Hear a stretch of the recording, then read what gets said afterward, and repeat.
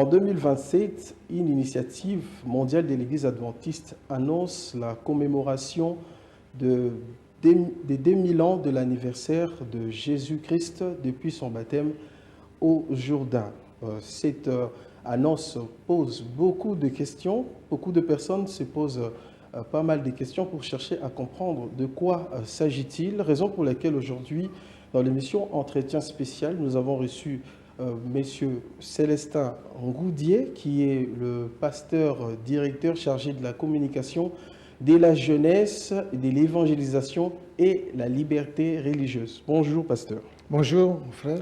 Merci d'avoir répondu à notre invitation. Merci en tout cas de m'avoir invité. Oui, pasteur, on parle des 1000 ans de l'anniversaire du baptême de Jésus-Christ. De quoi s'agit-il? Eh bien, comme c'est dit, c'est un anniversaire, c'est en quelque sorte une fête qui s'organise, une commémoration de 2000 ans d'anniversaire de Jésus depuis qu'il a été oint comme Messie dans le Jourdain après son baptême, lorsqu'il est venu pour la première fois sur la terre. Mais beaucoup de personnes se posent la question sur base de... Vous reposez sur quel fondement pour parler des 2000 ans aujourd'hui? Est-ce biblique ou historique?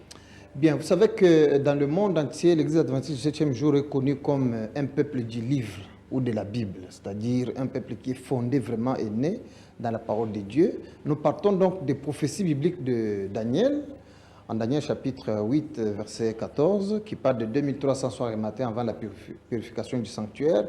Il y a également Daniel 9, qui nous parle de 70 semaines qui étaient accordées, ou 490 ans, parce qu'il y a un principe biblique qui parle qu'un jour est égal à une année. Alors donc, quand on fait ces calculs, ces deux périodes de 2300 ans et 490 ans qui étaient accordés à Israël commencent en 457 avant Jésus-Christ.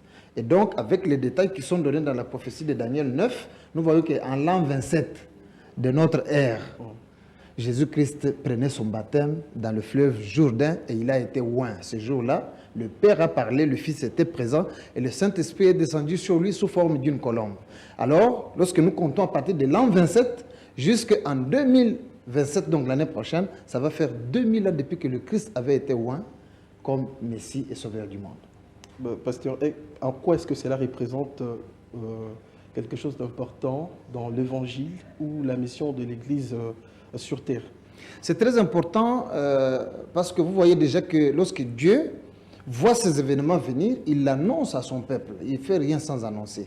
Il a annoncé la première venue de Jésus à travers le prophète Daniel, en montrant effectivement même la date de son onction comme le Messie.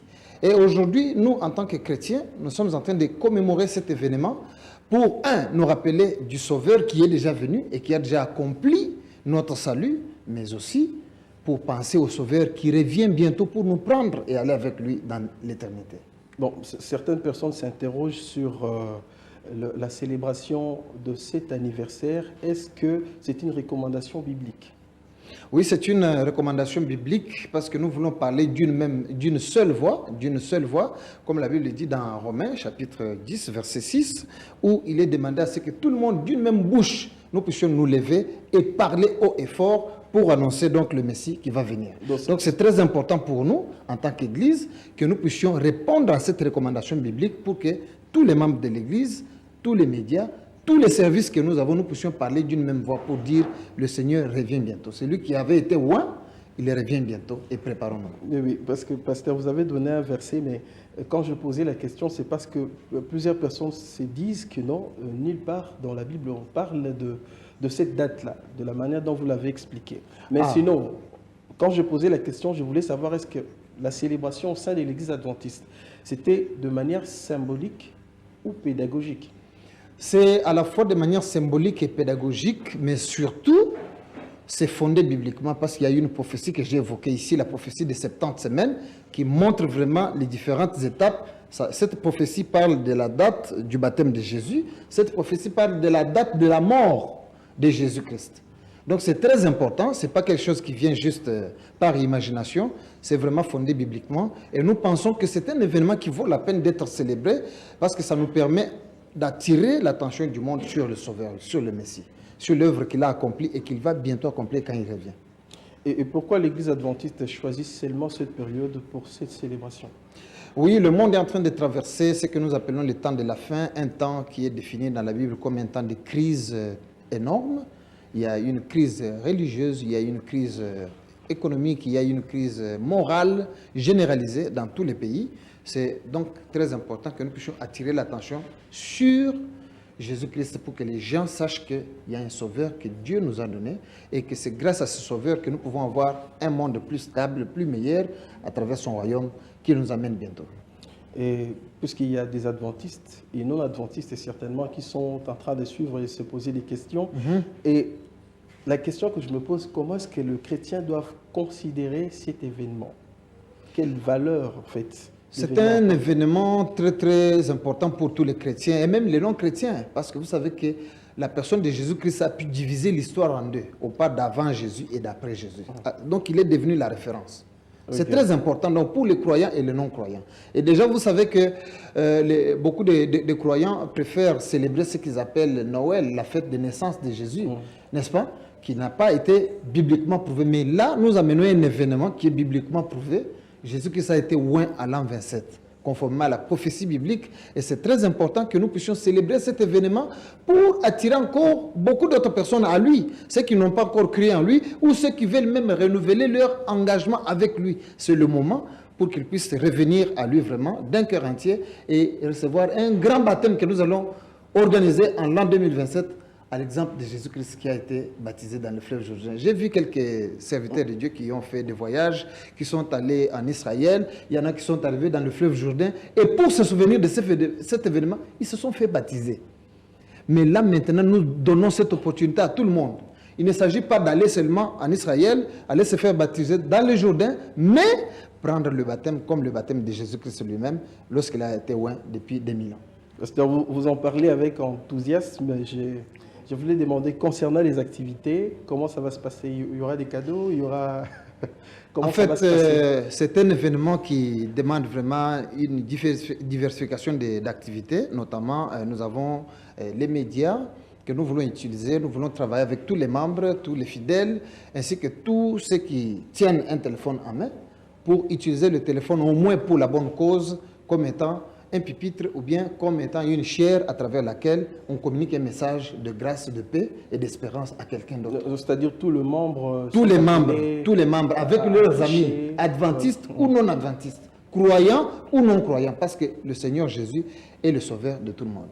Alors nous voulons utiliser nos téléphones, nous voulons utiliser les radios, les télévisions, nous voulons également utiliser tous les moyens de communication que le Seigneur met à notre disposition pour vraiment réaliser cette activité. Mais aussi, il y a des activités communautaires qui sont prévues, comme par exemple l'aide aux personnes en besoin dans les prisons, dans les hôpitaux, les personnes qui sont incarcérées, on doit les visiter, les encourager, leur communiquer l'espérance.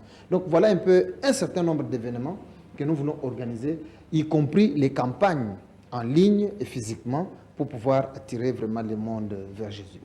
Je me rends compte que l'Église adventiste apparemment essaye d'accorder une importance un peu particulière dans le baptême par immersion. C'est ce que Jésus avait suivi, mais il y a quand même certaines prédications dont nous entendons dans la société qui disent que non, actuellement, c'est le baptême par le Saint-Esprit qui est le plus important par immersion. En tout cas, c'est déjà, bon, si je peux emprunter les termes, démodé ou de passé.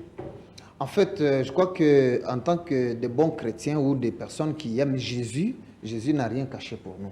Lorsqu'il a parlé du baptême, il a dit, si quelqu'un est né d'eau et d'esprit, il ne peut voir le royaume de Dieu. Donc, l'esprit n'exclut pas le baptême par immersion, et le baptême par immersion n'exclut pas le baptême du Saint-Esprit. Parce que Jésus et le Saint-Esprit sont un. Ok. Donc, Jésus n'est pas contre le Saint-Esprit n'est pas contre Jésus. Donc, on peut avoir le baptême du Saint-Esprit sans absolument, passer par les eaux. Absolument. Lorsque nous passons par l'immersion, le baptême par immersion dans l'eau, et le Saint-Esprit arrive. Regardez ce qui s'est passé avec Jésus en l'an 27, l'événement que nous voulons commémorer, c'est qu'on venait de le baptiser dans le Jourdain, le baptême par immersion, et quand il est sorti, le Saint-Esprit est descendu sur lui, sous forme d'une colombe, le baptême du Saint-Esprit. Donc vous voyez que les deux arrivent au même moment. L'un peut précéder, parce que nous avons vu dans la Bible les cas comme chez Corneille, où quand on leur prêchait encore la parole de Dieu, le Saint-Esprit est descendu, ils ont parlé en langue. Donc le baptême du Saint-Esprit s'est manifesté. Et l'apôtre Pierre a dit, Si ces gens ont déjà reçu le Saint-Esprit, allons-nous leur refuser le baptême d'eau? Non. Ils ont été baptisés par immersion. Donc les deux baptêmes s'invitent mutuellement et on ne peut pas donc les séparer. Donc, la question, quand je la posais, j'aimerais savoir s'il y a un ordre, je ne sais pas chronologique, si je dois les dire comme ça. Qu'est-ce qui doit Donc, venir avant? Le baptême d'eau. Effectivement, j'ai compris, c'est pourquoi j'ai évoqué les deux cas. Vous voyez qu'avec Jésus, c'est le baptême d'eau qui a précédé et le Saint-Esprit est descendu après. Mais dans le cas de Corneille, le Saint-Esprit est descendu avant le baptême d'eau. Et le baptême d'eau a suivi immédiatement après. Donc, on ne peut pas fixer un temps pour ça. C'est Dieu qui organise les choses, qui sait comment il veut les organiser. Mais pour le moment, nous voulons qu'à travers cette commémoration, nous puissions inviter tous ceux qui désirent depuis longtemps de prendre le baptême semblable à celui de Jésus. L'occasion est favorable maintenant. Ça ne va pas seulement attendre 2027, mais déjà cette année, au mois de septembre, nous lançons cette activité pour que tous les enfants de Dieu commencent à s'inscrire dans les cours bibliques, dans les activités communautaires que nous allons faire.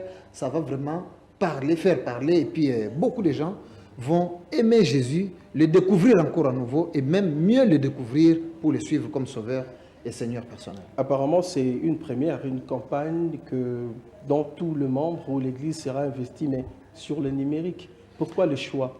Bien, on va dire que cette campagne Une Voix 2027, ce n'est pas seulement une campagne, c'est plus qu'une campagne. Parce qu'en dehors des autres activités, tout ça, vous voyez que chaque membre intervient de manière individuelle, n'est-ce pas? Avec sa famille, il peut organiser également des activités qu'il peut accomplir auprès des voisins, auprès des autres, en commémoration de cette activité. Peuvent organiser. Absolument, c'est ce qui est même demandé, que tout le monde organise d'une certaine manière comment il va célébrer cet événement.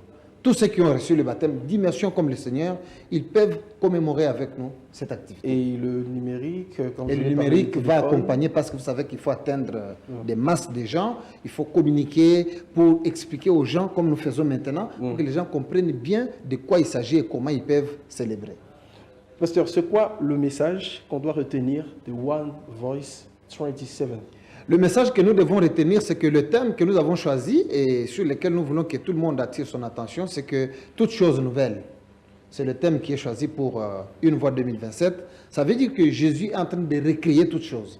Nous parlons déjà de la récréation et nous allons vers l'éternité qui est le moment où Jésus a indiqué pour pouvoir recréer le nouveau ciel et la nouvelle terre. Et nous-mêmes, en tant qu'humains, pendant que nous nous préparons pour son avènement, nous devons être recréés en lui, en Jésus-Christ. Recréés, devenir de nouvelles créatures. Et par cette célébration, c'est un acte, un témoignage que nous voulons rendre publiquement, que nous sommes recréés et nous voulons que Jésus recrée toutes choses.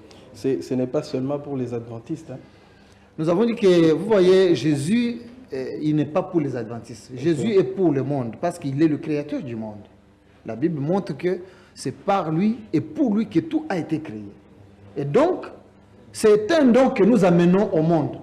Ce n'est pas quelque chose que nous gardons par devers nous pour que nous puissions le confisquer comme s'il nous appartenait.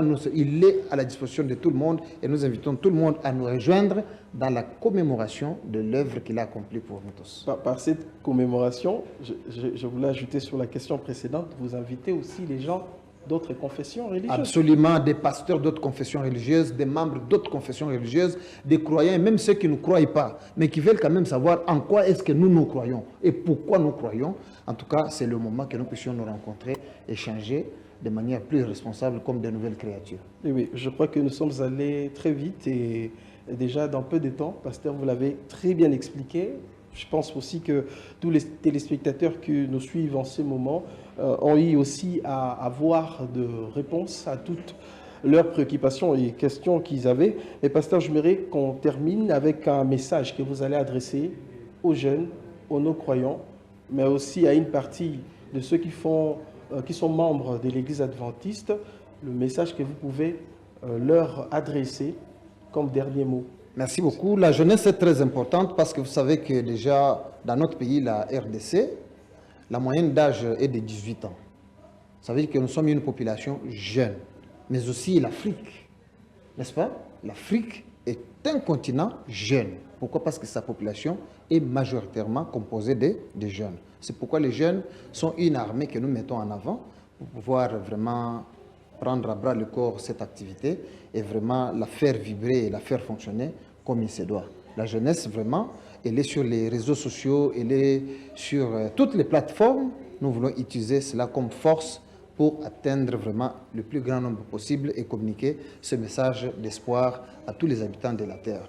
Et nous voulons dire que tous les membres de l'Église sont invités à se lever, à embrasser cette vision, cette activité, et pouvoir la communiquer auprès des autres et s'organiser pour la célébrer de manière vraiment ostentatoire, de sorte que ça puisse atteindre tous les cœurs possibles. Mais ça ne veut pas dire que c'est une activité uniquement pour les adventistes. Jésus-Christ, nous l'avons dit, c'est le sauveur du monde. Il en est le créateur et bientôt il va recréer toutes choses. C'est la raison pour laquelle nous voulons le mettre au centre et à l'avant-plan, de sorte que les gens le reçoivent comme Seigneur et Sauveur personnel et qu'il soit sauvé avec nous. Merci beaucoup, pasteur Célestin Ngoudier. Je crois que c'est par là que nous allons mettre un terme à notre numéro d'aujourd'hui. Nous voulons vous dire merci pour vraiment l'occasion de nous avoir donné de parler vraiment de cet événement qui est très important et du travail que vous accomplissez déjà, parce que ce que vous faites déjà, vous n'avez pas attendu la commémoration, mais vous avez commencé déjà à annoncer. C'est quelque chose de très bien, que Dieu vous bénisse. Ah oui, merci beaucoup, pasteur. Puisque Jésus-Christ est pour tout le monde, pasteur l'a dit tout de suite. Donc l'appel est lancé. Déjà, il faut vous préparer. Croyants, non-croyants, qui que vous soyez, Jésus-Christ est mort pour tout le monde. Donc on se retrouve en 2027 pour la célébration. Nous n'attendons pas 2027, nous commençons cette année. Au mois de septembre, nous allons faire vraiment un grand lancement pour que les activités commencent jusqu'à ce que 2027, c'est le point culminant. La grande commémoration, mais les activités commencent en 2026. Merci, pasteur, pour cette précision. Merci de nous avoir suivis. C'est par là que nous allons mettre un terme à notre émission de ce jour. On se retrouve prochainement pour un autre rendez-vous. Merci. Au revoir.